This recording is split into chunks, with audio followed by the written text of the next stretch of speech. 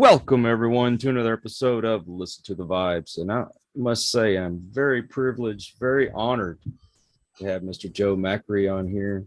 He was in a little band called Crack the Sky, and now he's got some solo stuff. Has it come out yet? Yeah. The first record came out last year, and that was Bullet Train. And this year, this March, I released The Dream is Free. The Dream's Free, right? Yeah, That's the album that I actually got to review before we did this interview. And I'm gonna tell you what, a lot of times I get bands on here and I can kind of measure them up to another band. Honestly, I could not think of any other band that sounded like this. But the closest is there was times with the singing, it almost sounded like Jeff Lynne. So it got kind of close to ELO, but it's not ELO music. It's incredible. It's incredible. It stands by itself. That's a compliment because he's one of my favorite artists. And we did, which is a cool thing you mentioned him. We did gigs with ELO back in Crack the Sky, late 70s. And we were coming off the road, and we were going to make our fourth album. And we went into Jeff's dressing room and said, "What's the chance of you producing our next album?" He was like, "Let me think about that." Then he said, "Okay." We took it back to the record company. They either didn't know who Jeff Lynne was or had other plans. So we left it. It was, gee, that would have been very cool. Man, but no kidding. Everything turns out the way it's supposed to, especially in my life. It's like I can screw up terribly, and eventually the Lord will get me back on track, where I'm supposed to be. So that's right. Amen to that. Yeah. I mean, you try to control everything. You have very little control over anything, right? And in the music business, like I was saying, we were talking earlier, FM and AM radio would cover the whole country with the same music. So if you're in Boston, you're hearing the same music that you're hearing in Austin, so it's just, and these days it's difficult, to try to get, if you can just get people to listen to your music, that's the biggest hurdle, right? Without spending a fortune, because, but anyway, times are tougher this year with inflation. Oh, that's right. There is no inflation. Right. It's transitory.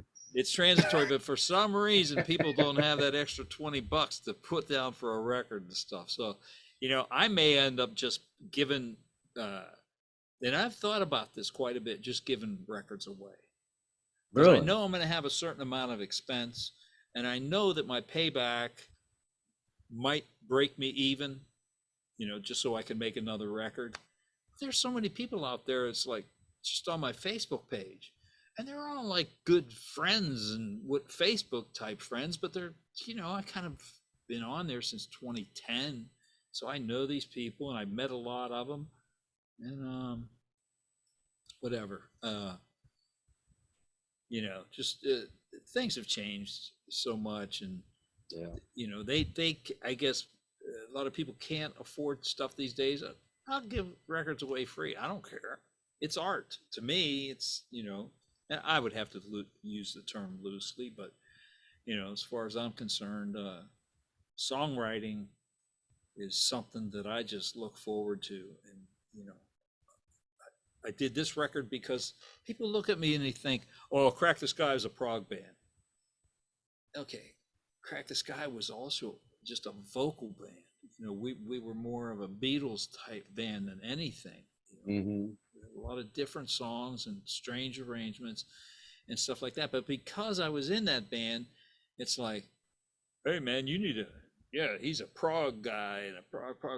And I love prog, but the thing is, I don't want to I'm going to be a prog guy, right?" So I grew up with Motown.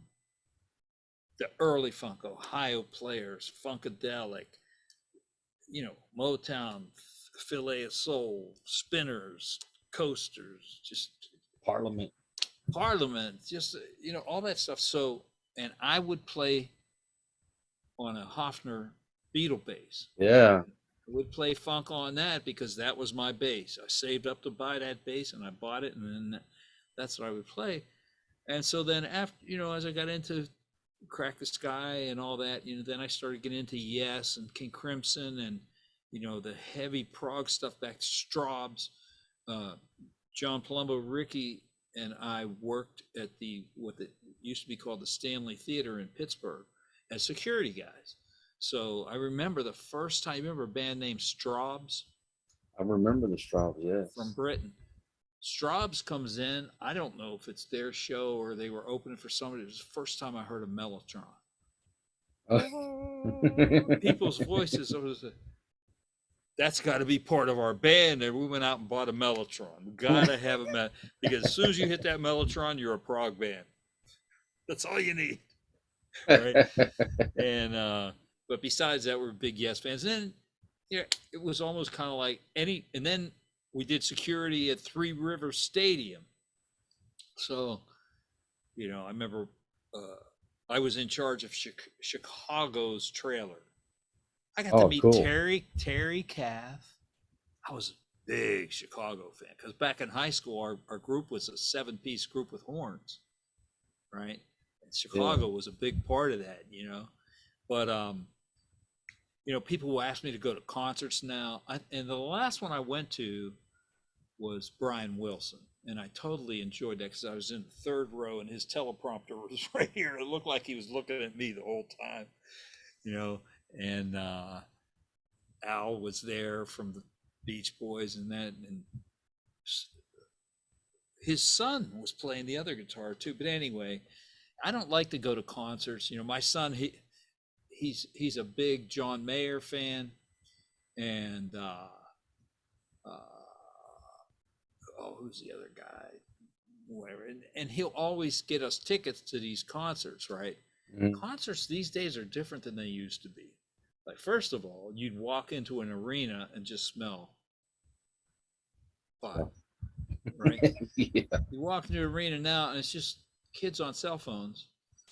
And they stand up the whole show, and then the chorus happens, and they all start singing the chorus, and then the verse happens again. They all start talking to each other, and it's just like such a different thing. And for me, I can't hear anything in an arena. Arenas are made of concrete and metal. Mm-hmm. Okay, so I can't hear anything under 200 hertz. So if the kick drum and the bass are doing something cool, I can't hear it, and it bums me out. It's like, because I want to hear what the bass player and drummer are doing, you know, but it just doesn't work that way anymore. But I don't tell him that. He'll probably see this interview and say, I ain't buying Dad any more tickets. It's funny. Yeah, I don't mean to cut you off, but you just reminded me, we went to go see Judas Priest here, I guess about a month ago. And all the people in there that was my age or older, when it got close to 10 o'clock, I kid you not, almost everybody in there was like looking at their watch. About time to go to bed. And I asked the guys from the Circle about that. In fact, I might have been the bass player. He just came into the group. He was with the Ohio Express, and now he's with the Circle. Cool. But they said that they cut their concerts off about 8, 9 o'clock because of all the older people in the group in the crowd that want to go home. Man. Like, well, we'll probably start playing about 5, so we're done around 7. Yeah, I had these father and son guitar students about an hour away from here, and I go up there on Saturdays, and there's a real nice house, and we go to the pool house, and they have amps and everything, and they just bought me a custom guitar that I'm picking up Saturday. These people are crazy. They took me to St. Thomas, like, you know, we brought all our guitars and just played on the beach the whole time and stuff. But oh, what was I going to tell you? The I forgot where I was going. The father said, "Okay, for Saturday's lesson, just stay up here, and we'll go." He was playing at this. It's called like Star Lake. It's like the outdoor venue in every city. They're all the same, right? They have the lawn in the back, right? You can sit on that. One of these. Okay, so we'll tailgate at 5:30. The show starts at 8, and then come back to our house, which is the opposite, and just stay at our house at night. And I was like, honestly, I can't hang with you people. You people are like in your 40s, like, you're young people. I'm not going to be able to hang a whole. Plus, I don't tailgate because I don't drink, right? And I would like to drink if I'm tailgating, right? But I'm not allowed to drink, and so I don't drink, and I just can't do it. And they're like, wow, but it's kind of a compliment because they don't see me as being an old guy, so that's cool. I'm flattered too. But it was a Jimmy Buffett concert, and thing with Jimmy Buffett concerts, I have taught them so many Jimmy Buffett songs that it's like I could just go on YouTube and watch a concert. Plus, he broadcasts all of his concerts. So every time he's doing a concert, they're like sending me texts. Here's the link. Check him out. I think I've seen enough, But and I do like. I think there was a point I was. I'll never do a Jimmy Buffett song, and I'm a prog musician and stuff like that. Man, when you see people's careers, you got to sometimes just give them respect for doing it, man, and hanging in there and just doing it. And Jimmy Buffett, man, that's like he's got a great career, and he built that sucker himself. Yeah. So, it's anyone who's been successful in the business. There's the luck, being in the right place at the right time. You got to have a good song. There's all these elements, but if you've done that and you've been successful, you have my respect, because it's not an easy thing to do. But heck, look at the Grateful Dead. I mean, they didn't get played on the radio, but they had the biggest freaking following. Yeah. And they always sold out. They had people following them all over the country. Yeah. And it's encouraging because John Mayer's with them now, and it's really? like, yeah, you get somebody that good and he's playing with them now. It's all about playing. That's what they're into, jamming, playing, Concerts are the bread and butter now, where it used to be album sales. Yeah. And I don't know if I'm going to get out. I put a band together, the drummers in Florida, the keyboard players in Philly.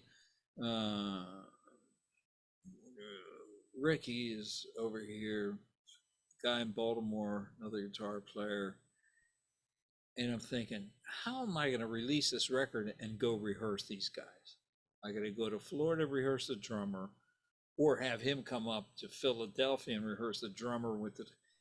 And it's just like I don't know if I'm going to get out and play again.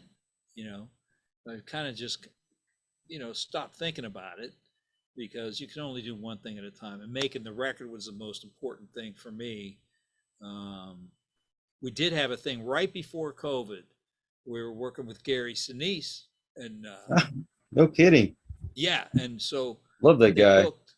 Me too, man. Then they booked all these. The first gig was which there's all military bases. The first one was in Norfolk, and man, everything we had a guy that was going to subsidize everything we were doing, so that we were basically doing this for those communities. And they're telling me, "Oh, you'll have 200,000 people there," and I'm like, "What? I'd be happy with 500 people." And they're going, "Oh no, you don't understand. These military bases are basically cities." And it's not just a Navy base. There's Air Force, Marines, Army. There's all those branches within those bases. And when something's going on, there's an event, they all come out. Yeah. And I'm like, wow, this is going to be great. And this guy's booking all these things. COVID comes out and it's like, Yeah. That's it. It's ruined a lot of stuff. Yeah, that would have been a good way to get out there, get out there and start playing, then make the records. But it was also good not having to be anywhere, just wake up. I got all my gear. I got drums right here, right? My digital drums. They feed Superior Drummer in here. So that's as soon as I hit it, it's being recorded. They're great drum sounds. I actually did all the drums on the record and all the instruments, except Ricky wrote two songs with me, and he played guitar, mostly the solos, because when I write, I do all the rhythm and I do everything. And then Chris Elliott from Baltimore plays solos, and he's been with me for quite a while. And it's just fun to create songs, and I just love doing it. So, but what I was telling you before was, so this is more of a prog record than like I don't know how well you could hear this, but like I sent this over to Rick, right? Just this intro. I had the song written, but I just sent the intro, and I said, is there anything here, or is this just a bunch of crap? And I know he'll be honest with me, right? So I sent this. See if you can hear the beginning.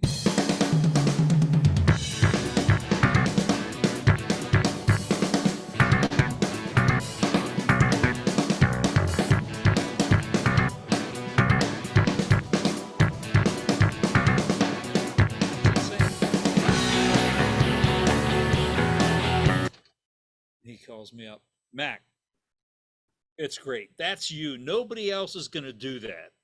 Like, yeah, they're not that strange. And he's like, no, do it. I'm telling you. So I did it, and it's like, I try to put my own identity into these songs. He and I wrote the song, Leave Me Off at the Rainbow. Okay. Yeah. Because I was working with a guy, you've heard of Talus, right? Talus? Billy Sheehan. Oh, I love Billy Sheehan. Okay. Well, Mr. Big, Steve Vai. Yeah. David Lee was Roth. Their lead singer. And, and then he introduced me to Oliver Wakeman, who was on tour with Yes. And I'm going to make this record. And I said, can you get me in touch with Oliver? And he said, yeah. So I call Oliver. He gives me his number. He's on the road in America somewhere. And I was like, now he's playing all the stuff that his dad was playing. And if you followed Rick Wakeman at all, yep, he's going to solo on this keyboard, and then he's going to play another solo, a different solo at the same time on this keyboard. And I could never figure that out, but he would do it. And you could listen to both solos going on at the same time. It's crazy. You'd have to have two brains to be able to do this, right? Yeah, no kidding. So I call him, and he says, well, actually, we're going to be in Dallas, and we're staying at the big hotel there, whatever it was called. Why don't you come down and play the songs for me, and then we can get down to the sound check at the Hard Rock they were playing that night. And I was a big Chris Squire fan. So yeah. I get down, and Oliver's in the lobby waiting for me. How you doing? This and that. And this is after John Anderson left, and that Benoit was their first replacement for him. He gets off the elevator. Oliver goes, hey, do you know Joe? No. Hi, I'm Benoit. Hey, how you doing? Great. Oh, cool. And we go up to his room. He puts the headphones on. I give him a flash drive with the songs on it, and he plays, and he's sitting there. I'm sweating. I'm thinking, geez, this guy's a monster, right? And last song's done. He goes, I'm in. Okay. Cool. So we go down the elevator. We're going to go to sound check now. We go down the elevator. We get off the elevator, and you hear, Oliver. Back in the food court, there's this voice coming. So we walk back there. It's Chris Squire with his wife, who looked like about 18. I mean, she was very young. And at this point, they had just canceled Houston because he had a blood clot in his leg, and he was getting big, right? And we walk in, and she had a newborn baby with her. And we walk in, and Oliver goes, "Do you know Joe?" And he looked at me, and he said, "No." And I said, "Hi, I'm Joe Macre." Da da da da. And I said, "I just got to tell you one thing, man. Like, I was a big Paul McCartney fan, and then I got into, like, Stanley Clarke and Jocko and all this stuff. When Yes came out, like, I bought a Rickenbacker, and Let's see, is that it back there? this is a 73. I had a 71 that I traded in at Sam Ash for my Alembic, which I used on the Safety and Numbers, the third Crack the Sky record. Yeah, I saw that Starburst, and I'm like, oh, dude, is that a Rick?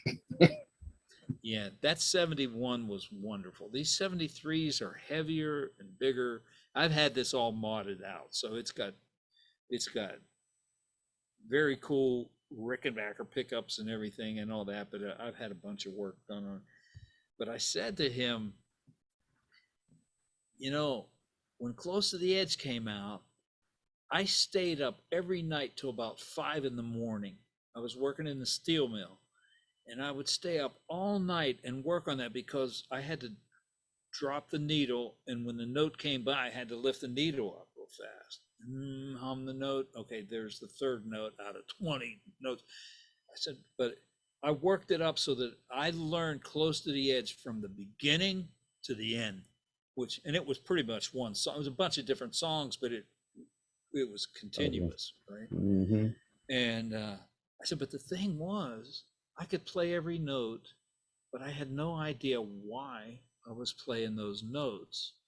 And after all these years, now I know what you were playing against, like what the chords were, what the scales that you were playing.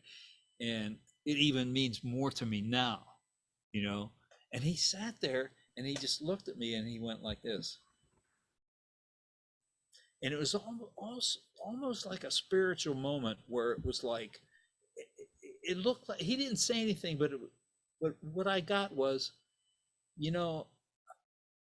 I understand what my role here has been. Like, I get it, Joe. It was kind of just, he just like seemed to get it. Anyway, we went down, and that was a thrill for me because, man, like, not only did he come up with wonderful sub melodies, he sang those melodies too. That wasn't typical harmony, man. He was an amazing musician. The thing about him is, and they have a replacement now. He's a left-hander, right? And he plays the Rick. Of course, there's so many Yeses now. I don't even know who's in Yes, but yeah. I saw him play. I saw the guy play, and he played every note right. But he didn't have what Chris had. It was like, there was a certain intensity, and I kind of thought Oliver would recommend me for the gig. I kind of was hoping that. It never happened, Yeah. So again, I wasn't supposed to do that, and that's fine. But we go down to the sound check, and he introduces me to the guys. I get with Chris Squire's roadie, and he shows me like all this stuff. I had Moog bass pedals. Whenever we played with Rush, me and Geddy would use the same pedals. Why put another set of pedals on stage? It's the same thing, the same sound. Right. Right. And so with Chris, I see this thing, and it's like, it's a silver metal box. And I noticed that it was like dot, dot. It was a keyboard of dots. What? Like a couple octaves of dots. And so they take me back. There's this big tower, and inside the tower, the pedals are in there. But they're feeding the pedals from this thing is a controller that was out by his mic stand, and it's like feeding everything in there. All of his effects, they got like this fuzz tone that I bought and this and that. And I go, oh, you got a Brassmaster? And they went, yeah, do you have one? I said, yeah. And they said, can we buy it? There was no paint on this thing. All the paint was off of it. It's just a switch. Slightly used. Yeah, man. But they didn't know. And I said, no, there's a company making it now called Bass Cliff Assmaster. So Bassmaster is basically what they were saying. But it was the same thing with improved electronics. So I gave them where they could find one. I am not selling you mine, but I give you one of those. And before we got there, Oliver said, now, when Steve Howe comes out, make sure that you don't go to shake his hand because he's a germaphobe. One of those. That's way off base for him. So the guy could play. Right. Chris has got like 7 Rickenbackers sitting there, and I'm at his mic thing, and I'm kind of like looking at things, and they're showing me stuff. Out of the back door comes Steve Howe, and he's got a roadie or something. There's a guy on each side of him, and he's walking towards Chris's mic, which is where I'm standing, and he walks right up to me and goes, "Hi." No way. "Hi, I'm Steve." And like everybody around just kind of looked, and I went, "Hi." And I shook his hand, and I was thinking, that's weird. I wasn't supposed to shake his hand and stuff like that. Nobody really had an answer for it. You know, they were like amazed that he just like shook my hand. But the thing was, Oliver was here. I was in like the 3rd or 4th row, and Hard Rock's a good place to see things. You know, it's not a big arena. Oliver's here, Chris is here, and Steve Howe's here, and I could not take my eyes off Steve Howe, man. Wow. What an unbelievable guitar player, you know, and perfect for that band. Like, you know, when you look at the chemistry of that, see, that's why, like, when Crack the Sky broke up after our 3rd album, actually, they formed another Crack the Sky, right? And, you know, once that chemistry changes, I don't care if it's one background singer, you know, once the chemistry changes, it's gone. You can't recreate that by having someone play your parts. There's something that just doesn't work about it. You basically become a tribute band. Well, we went to go see Foghat, and I didn't recognize anybody in that band. I don't think there was an original member in it. Yeah. I mean, these guys looked like they just came from a Pump concert or something. Yeah. You know, I don't know. That was very disappointing because I love Foghat. Here, I'll give you a good example. Like Tommy Shaw. So we were, you know, when he came in the band and stuff, we were around all that stuff like that. And I was a big fan. It was like, well, this guy came out of nowhere, man, and he wrote some hits and stuff. The older I got, the more I would see Tommy Shaw, you know, I'm on Facebook, so I would see stuff about him, and it was like, you know, he's playing in wherever with the Philharmonic, and he's this Philharmonic and this orchestra and that orchestra, and but they're doing those songs from the 70s. Okay. So if you do have success, the cool thing is you got money, right? Yep.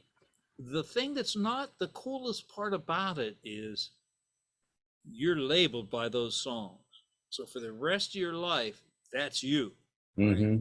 So, and I'm sure that he's writing and doing all kind of stuff because he's great. But I would rather be in the position I'm in now, which is I'm kind of a nobody. And so I still have a lot of drive, right? Where I got to prove to the world what I could do. And, you know what I mean? I'm just one of those people, like it's me against the world. And I think it was always like that when you're a musician. You know, I grew up 13, 14 years old with a Hofner that I got a paper route to pay for. And I stunk, you know, I stunk, but I started playing James Brown and funky stuff. And man, I just like that, you know, that was it for me. So then all these years later, I'm writing all this prog stuff, you know, and it's not like heavy duty prog, but I write 2 songs in 2 days. And I'm like, oh, that's not me. They're R&B songs. And then I thought, well, wait a minute. That is me. That's early me. That's my roots, man. I don't want to lose that. So I didn't put them on the album because the album was done, but I put them on as bonus tracks. And they are now the singles. So this is kind of, here's just a quick example. This was the first single.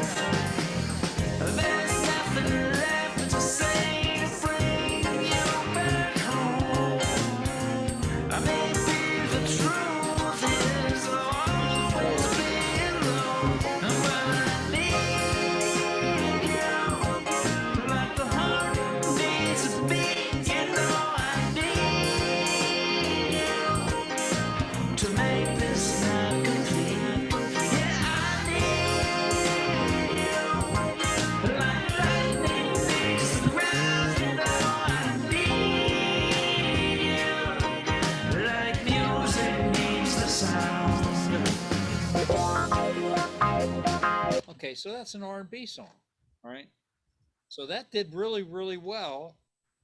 And, you know, my theory is guys like prog, girls like soul. Right. And, you know, and hopefully they got a boyfriend that likes prog because then they'll like the rest of the record. But the singles, these singles have been like, I got 22,000 hits. I was told, I don't track that.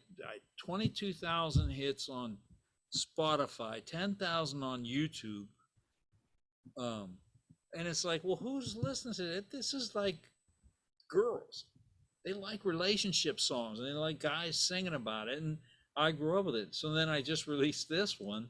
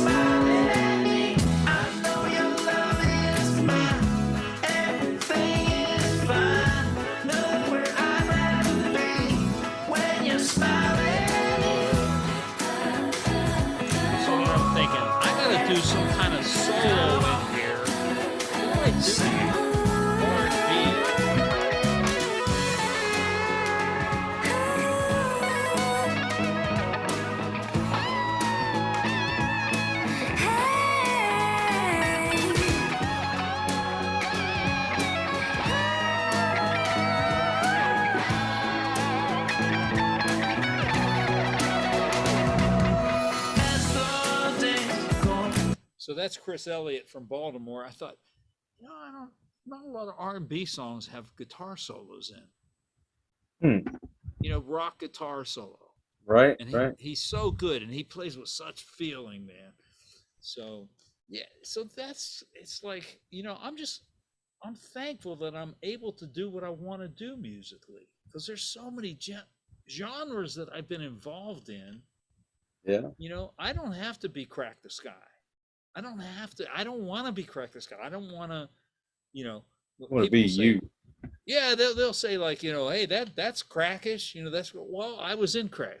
That's part of me. You know, I'm not I'm not copying nothing. The first thing I did with Oliver Wakeman, I did it as under an assumed name band, King Friday, and I started getting texts from all these Crack the Sky people. There's only one Crack the Sky. There's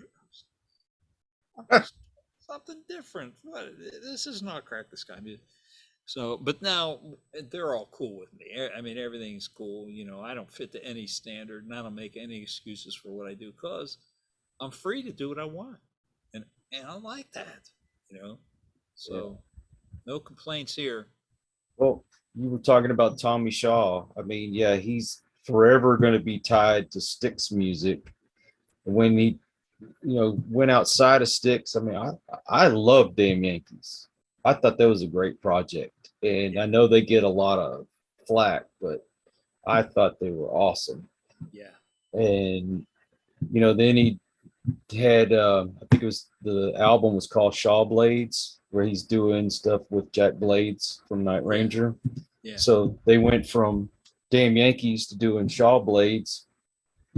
I love it, yeah, but you got that, you're stuck on that one particular sound.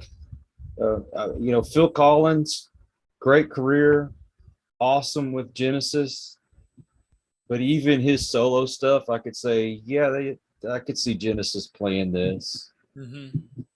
Yeah, Just some artists are like that, and yeah. not too many can break away from that sound. No, you know, people will say like, "Oh yeah, well that's a good take on it because you didn't have that kind of success like Tommy Shaw did." It's like, that has nothing to do with it. My thing is all about perspective.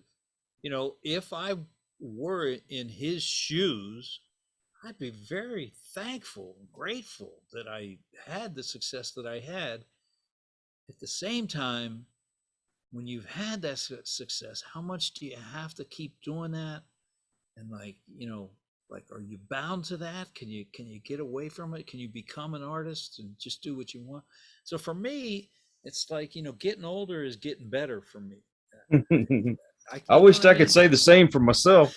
Well, physically, I mean, yeah, I'm no spring chicken, you know, but yeah, you know, I like the place where I'm in. You know, if I pack it in tomorrow, I'll be able to say, you know, I did what I wanted to do. And, you know, but it all goes back to uh, I'm working in the steel mill right out of high school. I got a year and a half in. Me, Rick, Joey D'Amico, like we have this band together, and you know we know that we're dead serious. We're going to do something, and then we audition this songwriter, and then so now we have these original songs. We make a tape. We send it to New York, and Jim Croce's company um, contacts us after he died, right after he died, and says, "We want you guys to move to New York and start making records." So I'm in the construction crew on the steel mill. We're building roads and stuff. So I'd be running a buster and just all kind of shoveling concrete and stuff.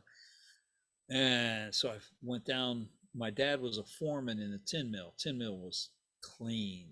Everything was clean. My dad wore a tie to work, the hard hat and stuff. So I trucked down to the tin mill and I go, "Dad, you know, we got an offer to move to New York and start making records, and this is with the people that, you know, Jim Croce's people. So Mhm. this is like serious stuff.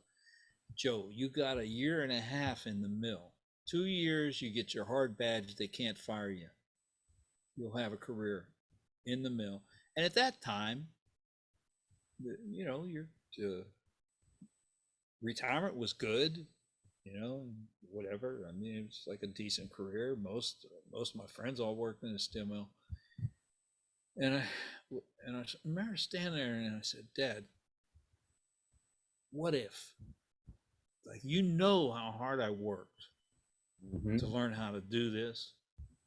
What if if I don't go, what if? And he got it. And he looked at me and he said, "You're a grown man. You do whatever you think you need to do, but whatever you do, you better do it with everything you have." That's still my motivation. I'll never get away from that, because the point was, if you think you're a badass, go ahead and do whatever you want to do, but you better be a badass. Yeah, that's kind of our philosophy here on the show, is that I want to inspire that next Joe Macre or Chris Squire, what have you. Yeah. And I'll tell you from my own experience, there was things I wanted to do, and I'd have family that say, "Oh, you working with the city, and you're almost to 25 years. You could retire and have great benefits, and that's all great and wonderful." I mean, I was living on my own. It's not like my family was going to benefit from it. It was just me. Yeah. But how many dreams did I pass up because I listened to those folks? Even when I wanted to move here to Austin, I had a cousin that told me that I was foolish for wanting to move to Austin, that I needed to stay in the Houston area. And, it's too expensive. It's not much different than Houston. Yeah. And I am so glad that I took the chance to move up here, because 10 minutes from the river, go hang out, put my feet in the water. The water's beautiful. It's clean. Got so much nature. We've got rabbits that come dig holes in the backyard to have their babies, Got birds that sit on my wife's windowsill and tap on the window wanting to know where the next seed's coming from, Love it. Yeah. And it actually took for me for this stupid disease in my spine and having to retire before I started chasing a dream. Yeah. And I don't want somebody to have to wait for some situation like that. Go for it. Go for it. It's never too late, man. Yeah. It's never. I had a guy, Billy sent me an interview from a guy. The guy hated everything about me. What? He hated my voice. He hated my bass playing. He hated my guitar playing. He hated everything. He hated all the songs. He hated it. And then he mentioned a bass player who I'd never heard of, and he said, if Joe would have approached it from the bass side of things, actually, he mixed his bass too loud. I'm like, dude, I'm producing the record. The bass player is my primary instrument. I want to put that bass wherever I want to. And if you don't like it, don't listen to it. That's okay. But he just hated everything, and for a couple of days I walked around thinking, man, I must have made a real crappy record there. It's like, that's very possible, but when I listen to the record, I like it. I can't say that, about everything I've ever done or anything like that, or that I'm delusional.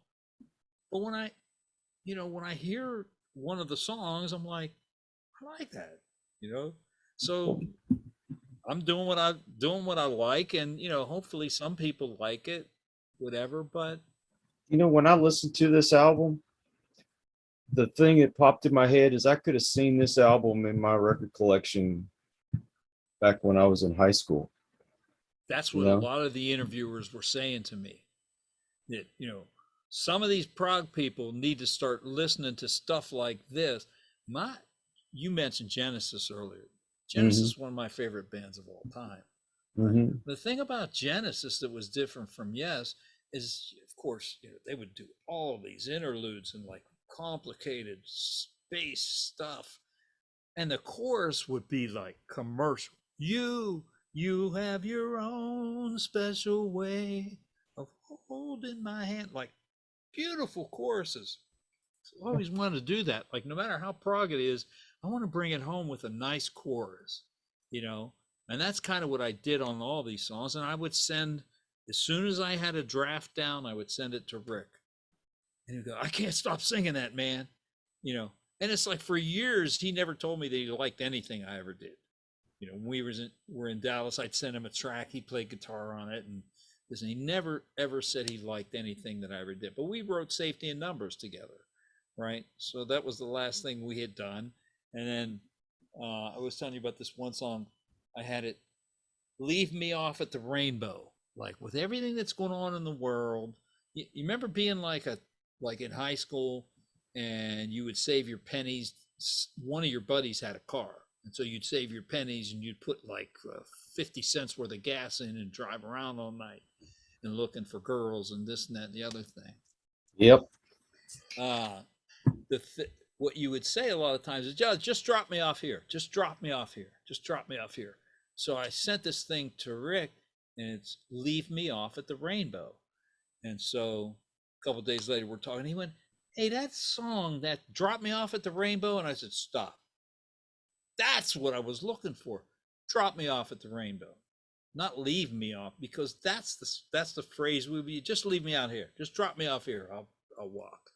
Right? That's the way it was. And so, you know, like I like bouncing stuff off of people, because then you start thinking more, better ideas come out of it.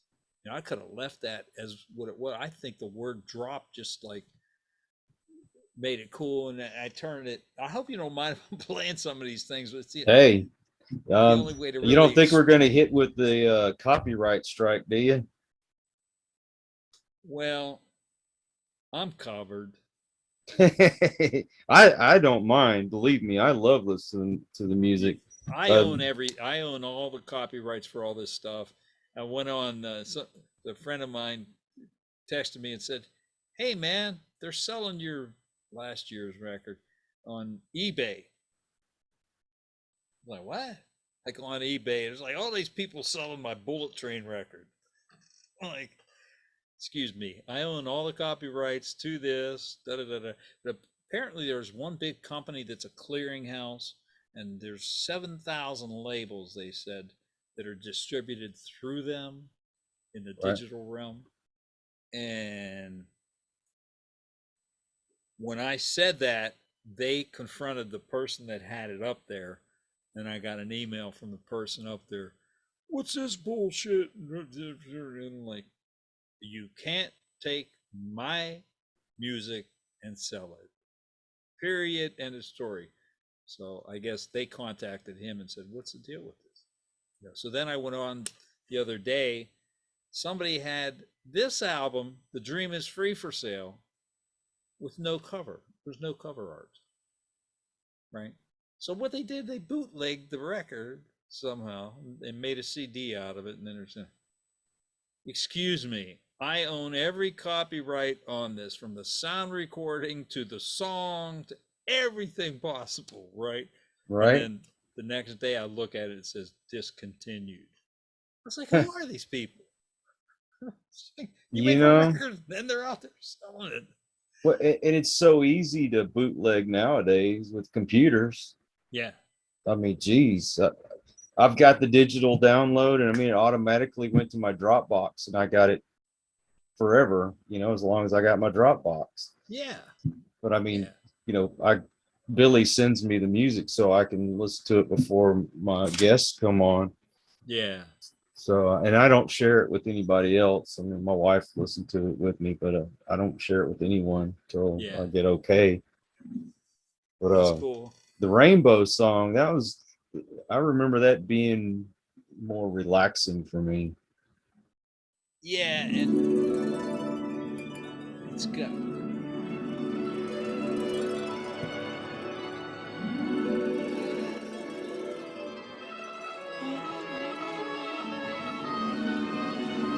Right? So "Somewhere Over the Rainbow," I originally had "Somewhere Over the Rainbow" string section.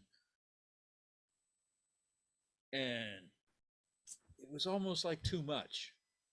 Right? And then I heard the part, and I thought, that's what I'm going to put there. So I put that there, And so it's not really ripping off, a film.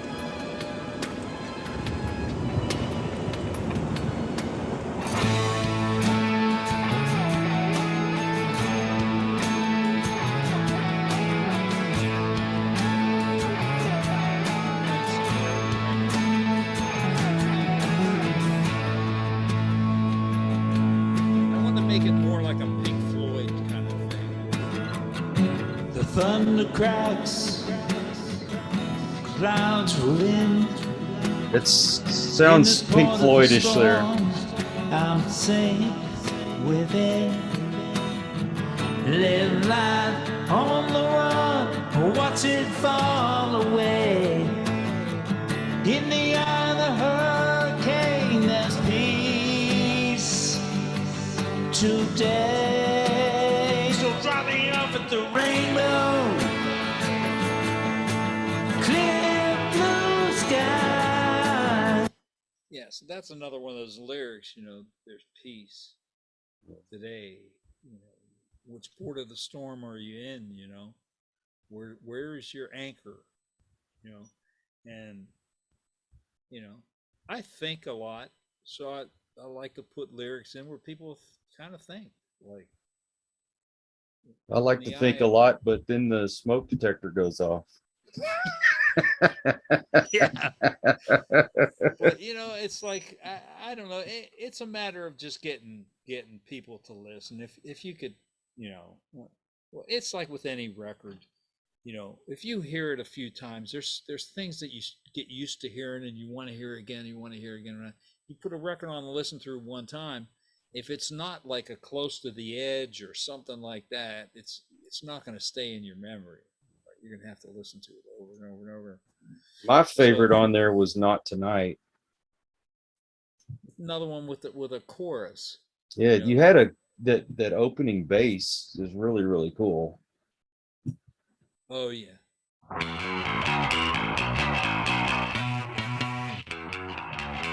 It starts on an and, so you get upside down. Was that a fuzz in there?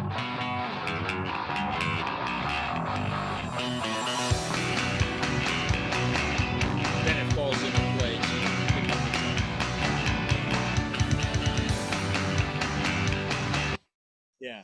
So the guy that did that interview, it was like, it's kind of surprising you couldn't find anything at all that you liked on it. He just hated everything, And he kind of hated me as a bass player because I didn't do what he thought I should do and stuff.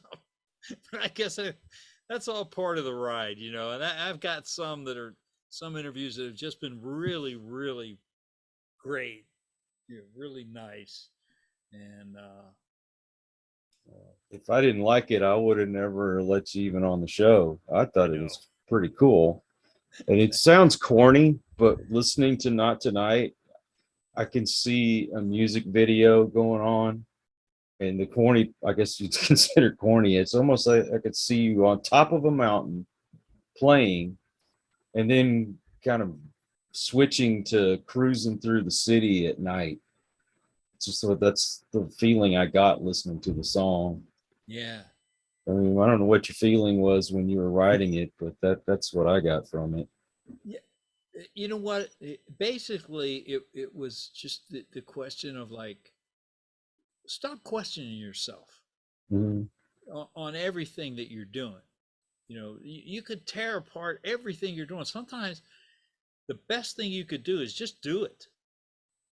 You'll find out later how it affects people, how it goes over and stuff. And my motives are good.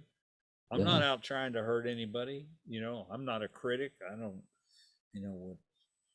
Jimmy Buffett, love you. Paul McCartney, love you more.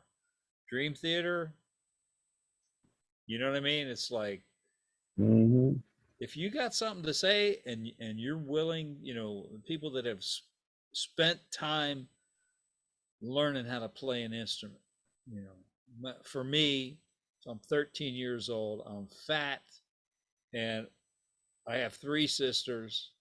They all dance and all that. This guy who's a local sports star wants to date all of my sisters, right? None of them want to date him. but he takes an interest in me, right? Mm-hmm. I started going to his ball games, and he's a big showboat. People don't like him. One day we're talking, and we start talking about, I'm hearing about all these bass players in this area. Funk was big, so there's lots of bass players. Did you see that guy's fingers? He played. It looks like a spider, man. That guy's the best. This guy's the best. I'm talking to this guy, the sports guy, and I go, you know what? I don't know if I'm going to keep doing this because I stink, and I don't know how to get better.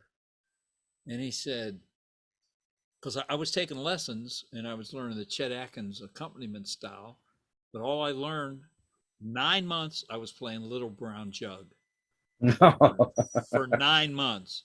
And then a guy in high school said, you play guitar? And I said, yeah. He said, but you're friends with that drummer, aren't you? Who's Joey D'Amico from grade school.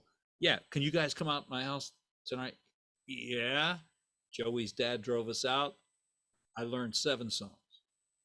The guy showed me 7 songs. I knew the chords, but I didn't know how the songs went. No one ever showed me. I didn't have YouTube. Nobody did, right? Right. Little brown egg, little black egg, or little brown egg. Like all these little hit songs that were out back then. And I was like, okay. So I'm talking to this guy, and I stink, and I don't know how to get better. Let me ask you a question, McKay. He would call me Johnny McKay, like Paul McCartney or whatever. Let me ask you a question, McKay. And he was a real arrogant guy. And he went, you think you could score 100 points in an NBA game? Or do you think anyone could? And I said, well, yeah, Wilt did it. And he said, yeah, and so did so-and-so. And I said, yeah. So that's been done. Why?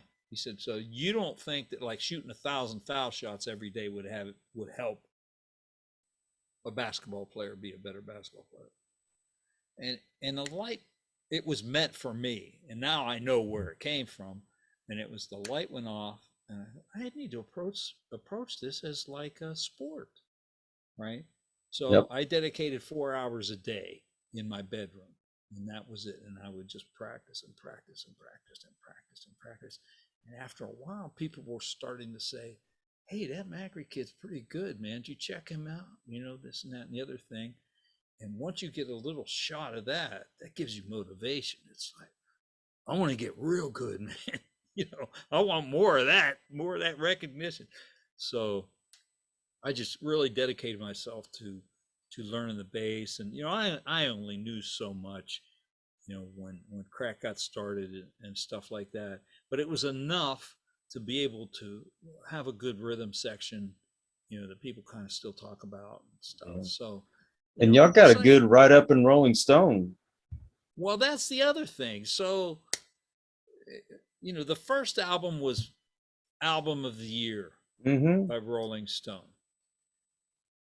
It's still in the top 50 all-time prog albums. It's number 28. So think about how many triple platinum people didn't get in that top 50, and we did. Oh, crazy. It's a heck of an accomplishment because they heard something on that record that was different and unique, and that's the best part of that,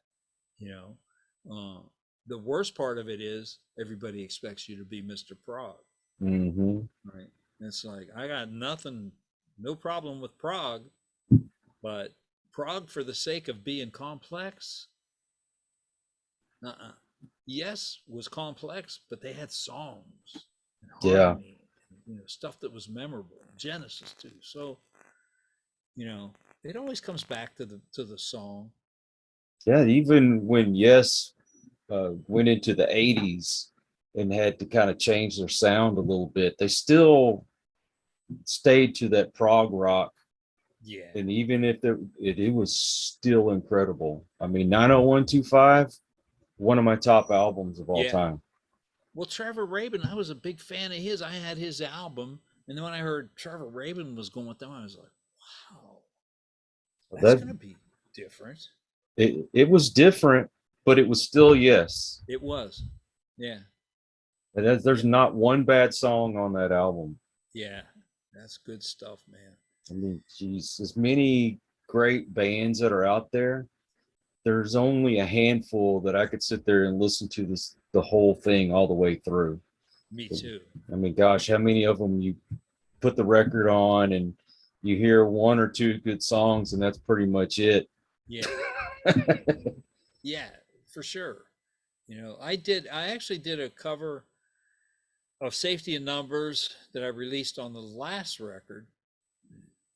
And then I did a cover of Lighten Up McGraw, another Crack the Sky song, for this album, and then I never released it. I just want to move away from being. I'm proud of being, part of the Crack the Sky legacy, but that doesn't define me. When I was growing up and listening to music, I liked it for the music. I mean, for the catchy sound, Yeah.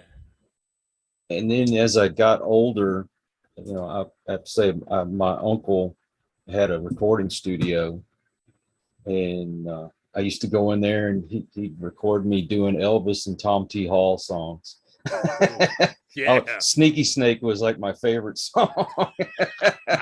You remember Awesome. that? But the older I got and the more I hung around with them playing music, I started to appreciate the instruments. And then my cousin put out an album in 1989, and I sometimes got to go to a recording studio with him. I took more interest in each individual instrument, how it sounded, how it was put together. Yeah. And so I can listen to an album and I'll be able to kind of single out that instrument. Yep. And bass, not to sound like I'm sucking up to you or anything, but bass has always been my favorite. I don't know why, but bass has been my favorite instrument. John Entwistle, my absolute god hero of bass players is John Entwistle. Yeah. And the music that comes out now does not have that same feel. I mean, you guys played your instruments live in the studio. And even if you had to do the track over, you still were playing the instruments in the studio. As you can get on a computer now, and I hate beating a dead horse because I talk about this all the time, but you can get on your computer and you can make any sound you want to. Yeah, you bet. Some kid sitting in his bedroom right now is making music on his computer. Right. Or they sample music from something that's already been done, change the beat to it. Yep. It sounds corporate, like somebody is controlling it. Yeah.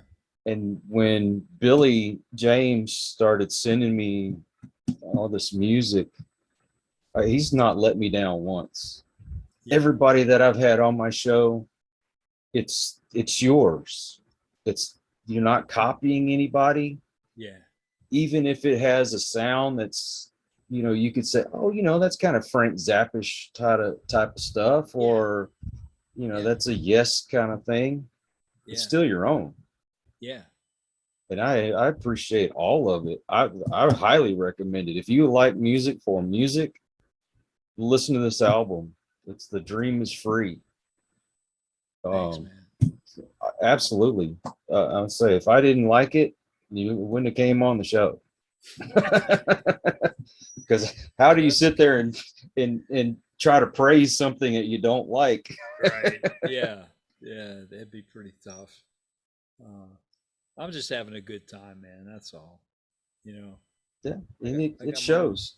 I got my own studio. I got my health. I mean, I had all my health issues back around 2010, cancer, 2 operations. I go now once a year for a checkup. And this past year, he said, they have to do this procedure where they kind of go look inside of you. No. And this year, he said, we don't even need to do that. You're fine. Don't worry about it. Go home. I'll see you next November. So it's coming up. I don't even think about it. Have you got to send the poop sample in the mail yet? No, no, I did so many of those that were actually live and in person in Dallas. I had Who'd have enough of thought it. there'd be a day you could send crap through the mail? I know. Color guard, whatever. Mhm. Yeah. False issues have, but yeah, right, whatever. But yeah, Oh, to everything you go through, you kind of learn from it. It's like, why am I still here?